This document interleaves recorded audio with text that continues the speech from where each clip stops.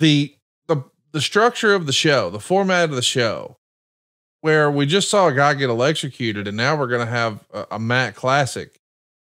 We're asking fans to get engaged again, and it doesn't seem like it's working. No, this is a wonderful match, and not just the action, but there's been good ebbs and flows. There's Yes. been, some nice near falls. Everything makes sense. But where do you go once you make somebody once you cook somebody? I mean, Yes. if a lumberjack and a rapper can't get the crowd back into it fighting creatures, it's going to be an uphill climb. And that's kind of what I remember about this show is that there was so much excitement.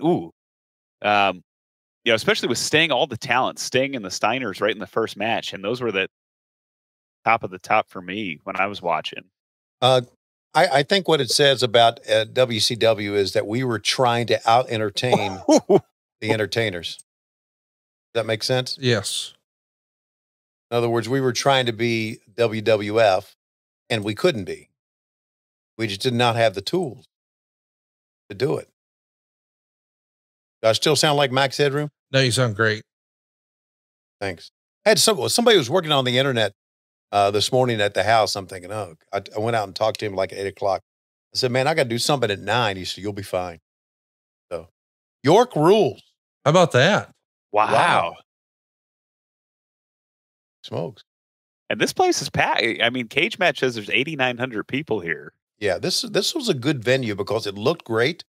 It was very steep on either side.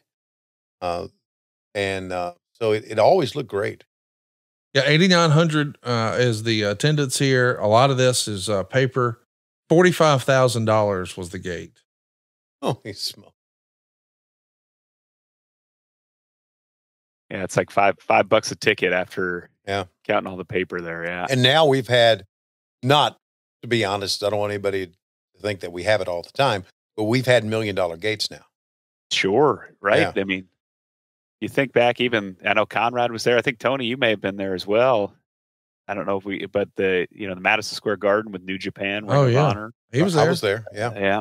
That was $1 million. I was running all over the place that day. I didn't even get to see my wife. Really? Yeah. Yeah. I was doing all kinds of stuff, and we didn't even have a production meeting that day. That was one of the weirdest days of my life. Gary Chester, for some reason, walked up to where we were and was standing there. And I went down to see him, and he took me down in the locker room. That's where I first met Jay White, and I saw Bing or Haku down there, and met a couple other guys too. Gary Jester's got a really good taste in music. Have you ever talked music with Gary? No, I've not. Yeah, he's kind of folk rock kind of guy. Folk rock. Yeah, he loves like REM, Okay, that kind of stuff. But Athens, Georgia. Yeah, the Jayhawks, another good band kind of in that category. Wow. Yeah. Tony, at this very time, like this same week where you guys are running Halloween Havoc, it's the first time Hulk Hogan and Ric Flair ever wrestling. Of course, that's happening for the WWF. When you knew they were doing that match, did you think, what was your reaction to that? I mean, it was a dream match for so long, and then actually was the real thing. My reaction was they did it wrong. I thought they should have built it up. And I guess they first wrestled on a house show, right? That's right. It wasn't on TV. I mean, I thought that, to me, Flair and Hogan was a big deal. Yes. A big, big deal. And I thought they should have built it up to be on a WrestleMania or something. But they didn't. And I remember when I heard they were doing it at a house show, I remember, well, that just doesn't sound right. And I don't know if they did that because, one, business was down and they needed a pop, or two, they just did not want to recognize Ric Flair as that big of a star and put him on WrestleMania immediately. Meltzer would say the first, second, third, and fourth meeting of Hulk Hogan and Ric Flair took place in Dayton, Oakland, Los Angeles, and Tempe, respectively, this last week. I just think that's so interesting that, while you guys are putting together the Chamber of Horrors, the competition is putting together the first ever Flair Hogan match, but it was on a freaking house show. Right. That blew me away. And again, I don't know the reason behind it. The WCW / Jim Crockett Promotions version of Tony, which is still in here, believes that they did that.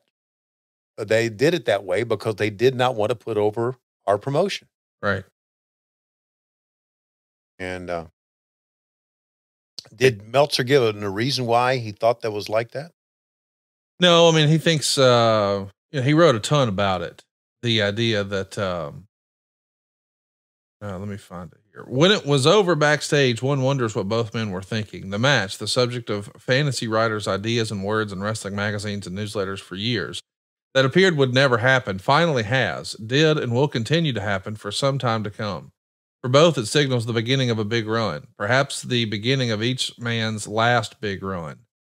For one man, the thought just weeks earlier were that wrestling was still going to be a part of his life, but a much smaller part, only for occasional appearances. Like Arnold in bodybuilding. He'd stick around, but he wouldn't want to be known as just a wrestler, but instead an actor who rose from his junk sport to superstardom. But reality hit hard, and he's not going to be Arnold. He's bigger than his junk sport, but the best he'll ever be is the main man in his junk sport.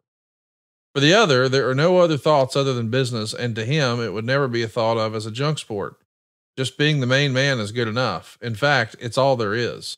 It's just that anything less isn't acceptable. So he's just, jacking off Flair there for a bit, but it is interesting to think that Meltzer thought, oh, this will be both of their last big run.